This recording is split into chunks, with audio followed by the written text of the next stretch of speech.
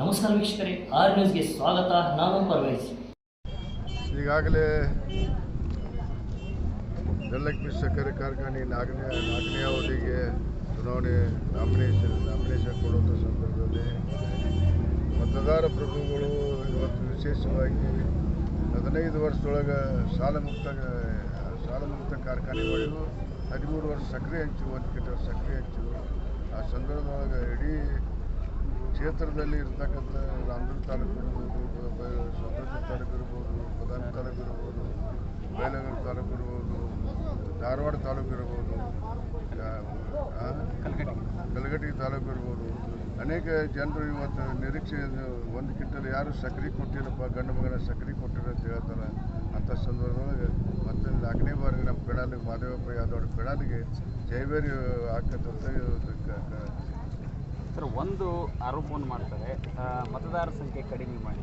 ಈ ಆರೋಪ ಅವರಿಗೆ ಪ್ರಜ್ಞೆ ಐತೋ ಇಲ್ಲೋ ನನಗೆ ಗೊತ್ತಿಲ್ಲ. ಸರ್ಕಾರದ ವೈಜ್ಞಾನಿಕ ವರದಿ ಪ್ರಕಾರ 3 ಅವಧಿ ಇರ್ತದೆ. ನಮ್ಮ ಸರ್ಕಾರ 2019-20 2 ಸಹಿ ಮಾಡಿದ್ರು.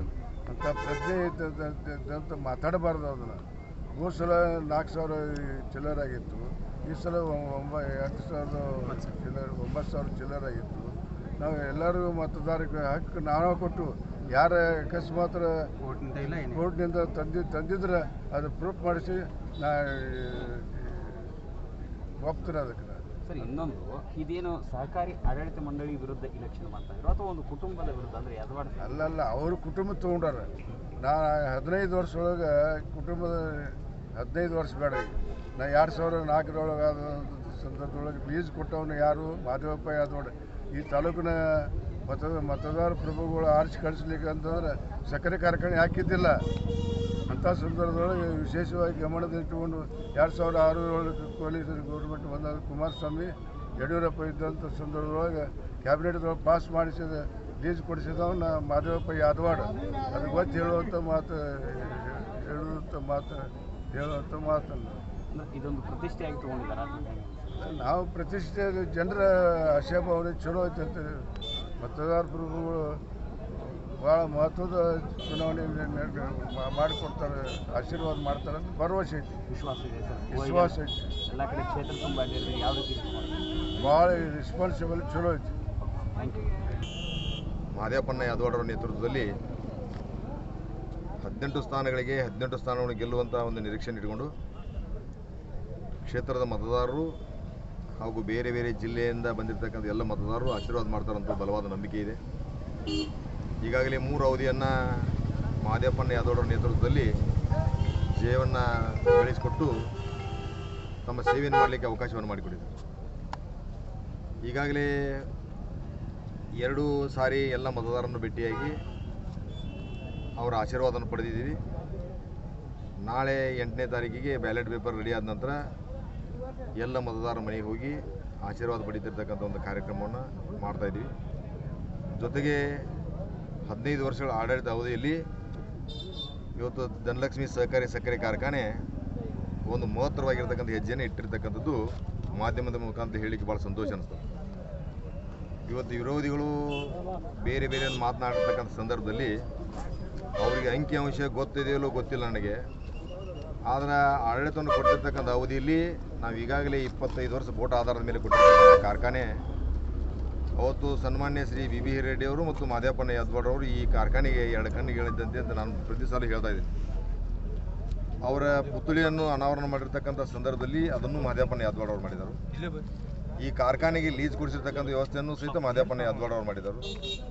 ಜೊತೆಗೆ ಇವತ್ತಿನ ದಿವಸ ಆಡಳಿತದ ಅವಧಿಯಲ್ಲಿ ಸಾಲ ಮುಕ್ತ ಕಾರ್ಖಾನೆಯನ್ನು ಮಾಡಲಿಕ್ಕೆ ಬಹಳ ಶ್ರಮವನ್ನು ಪಟ್ಟು ಈ ಕಾರ್ಖಾನೆಗೆ ಒಂದು ಒಳ್ಳೆಯ ವೈಭವವಾಗಿರ್ತಕ್ಕಂಥ ಒಂದು ವ್ಯವಸ್ಥೆಯನ್ನು ಮಾಡಿದ್ದಾರೆ.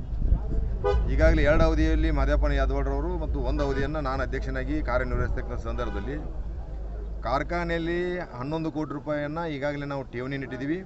ಇನ್ನು 3 ಕೋಟಿ ರೂಪಾಯಿ ಠೇವಣಿ ಈಗ ಸದ್ಯ ಬರುವುದಿದೆ. 14 ಕೋಟಿ ರೂಪಾಯಿ ಠೇವಣಿಯನ್ನು ಮಾಡ್ತಾಯಿದ್ದೀವಿ.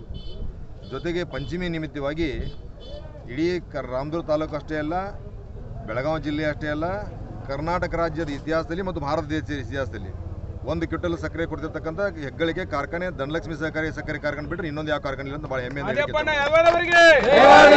ಇದ್ರ ಜೊತೆಗೆ ಇವತ್ತಿನ ದಿವಸ ಇದರ ಮೇಲೆ ಯಾರು ಕಣ್ಣು ಬಿದ್ದೋ ಗೊತ್ತಿಲ್ಲ ನನಗೆ, ನಾನು ಹೇಳಿಕ್ಕೆ ಹೋಗೋದಿಲ್ಲ. ವೈಯಕ್ತಿಕವಾಗಿ ಮನಸ್ಸಿಗೆ ಭಾಳ ಮನಸ್ಸಿನಿಂದ ನಾನು ನೋವನ್ನ ಹೇಳಲಿಕ್ಕೆ ಇಷ್ಟಪಡ್ತಾ ಇದ್ದೀನಿ. ಇದು ಕಾರ್ಖಾನೆ ಚುನಾವಣೆ ನಡೀಬಾರ್ದು ಅಂತ ನಾನು ಆಸೆ ಪಟ್ಟಿದ್ದೆ. ಕಾರ್ಖಾನೆ ಚುನಾವಣೆ ನಡೀತಿದ್ದಂದ್ರೆ ಇದಕ್ಕೆ ಷಡ್ಯಂತ್ರ ಇದೆ. ಅದಕ್ಕೆ ದಯವಿಟ್ಟು ಬರ್ತಿರ್ತಕ್ಕಂಥ ದಿನಮಾನಗಳಲ್ಲಿ ತಾವೆಲ್ಲ ನೋಡ್ತಾ ಇದ್ದೀವಿ.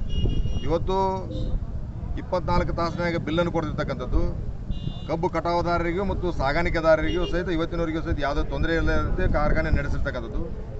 ನಮ್ಮ ತಾಲೂಕಿನಲ್ಲಿ 28,000 ಟನ್ ಇದನ್ನು ಕಬ್ಬನ್ನು 28 ಲಕ್ಷ ಟನ್ ಕಬ್ಬು ಅದ.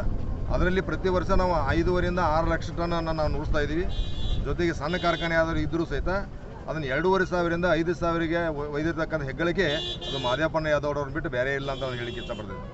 ಜೊತೆಗೆ ವಿರೋಧಿಗಳಿಗೆ ನಾನು ಇವತ್ತು ಹೇಳ್ತಾ ಇದ್ದೀನಿ, ಕಾರ್ಖಾನೆ ಬಗ್ಗೆ ಏನಾದರೂ ಮಾಹಿತಿಯನ್ನು ಸಂಗ್ರಹಣೆ ಮಾಡಿ ಮಾತನಾಡೋಕ್ಕನ್ನು ಇಷ್ಟಪಡ್ರಿ.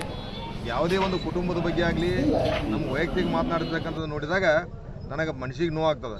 ಯಾಕಂದರೆ ನಾನು ಕಾರ್ಖಾನೆ ಅಧ್ಯಕ್ಷನಾಗಿ ಇವತ್ತಿನವ್ರಿಗೆ ಹೇಳ್ತಿರ್ತಕ್ಕಂಥದ್ದು, ಅದರಲ್ಲಿ 1 ರೂಪಾಯಿನೂ ಸಹಿತ ಗೊಡಚಿ ವೀರಭದ್ರೇಶ್ವರ ಸಾಕ್ಷಿಯಾಗಿ, ಕರಿಯಮ್ಮನ ಸಾಕ್ಷಿಯಾಗಿ, ಸುಣ್ಣಾಳ ಹನುಮಂತಿಯವರ ಸಾಕ್ಷಿಯಾಗಿ ಅದರೊಳಗೆ ನಾವು ಏನಾದರೂ ಲೋಪದೋಷವನ್ನು ಮಾಡಿದರೆ ತತ್ಕ್ಷಣವೇ ರಾಜಕೀಯದಿಂದ ಧನಲಕ್ಷ್ಮಿ ಸಹಕಾರಿ ಸಕ್ಕರೆ ಕಾರ್ಖಾನೆ ಅಷ್ಟೇ ಅಲ್ಲ, ನಾನು ರಾಜಕೀಯದಿಂದ ನಿವೃತ್ತಿ ಹೊಂತೀನಿ. ಯಾಕಂದರೆ ಈ ಕಾರ್ಖಾನೆ ಇರತಕ್ಕಂಥ ಎಲ್ಲ ಷೇರುದಾರ ಮಹಾಪ್ರಭುಗಳು ಈ ಕಾರ್ಖಾನೆಗೆ ಕೊಟ್ಟಿರ್ತಕ್ಕಂಥ ಷೇರನ್ನು ನಾವು ನೋಡಿದಾಗ ಅವತ್ತಿನ ದಿನಮಾನಗಳಲ್ಲಿ ಒಂದು ಷೇರನ್ನು ಒಂದು ಕೂಲಿ ಹೊಲ ಬರೆದಿತ್ತು. ಅಂಥ ಕಷ್ಟ ಕಾಲದಲ್ಲಿ ಕಾರ್ಖಾನೆಗೆ ಅಭಿವೃದ್ಧಿಗೋಸ್ಕರವಾಗಿರ್ತಕ್ಕಂಥ ಷೇರುದಾರ ಮಹಾಪ್ರಭುಗಳು ಇವತ್ತಿನ ದಿವಸ ಆ ಕಾರ್ಖಾನೆಗೆ ಷೇರುದಾನ ಮಾಡಿದ್ದಾರೆ. ಆ ಷೇರುದಾರಿಗೆ ಮೋಸವನ್ನು ಮಾಡಿದರು.